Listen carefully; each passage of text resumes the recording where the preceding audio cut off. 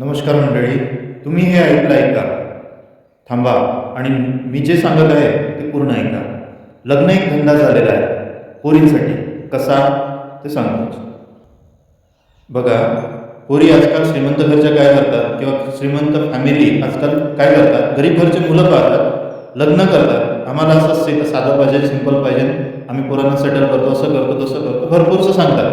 आणि त्यानंतर बैकाबामध्ये आल्याच्या नंतर म्हणजे एक मुलगा होईपर्यंत किंवा एक बाळ होईपर्यंत खूप चांगले राहतात, खूप चांगला पोरगा आहे, खूप चांगले लोक आहेत, या पद्धतीचं त्यांचं वागणूक असते.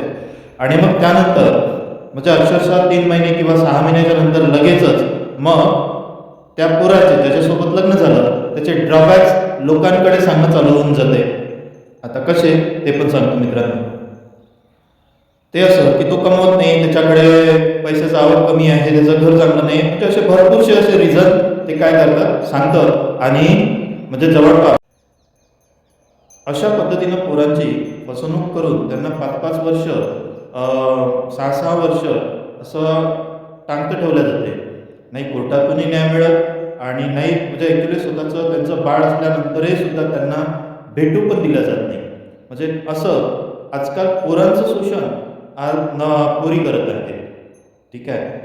माहिती ही फक्त इन्फॉर्मेटिव्ह माहिती आहे. ठीक आहे. माझं नाव मनोज आडके. तुमचं मत काय नक्कीच सांगा. थँक्यू.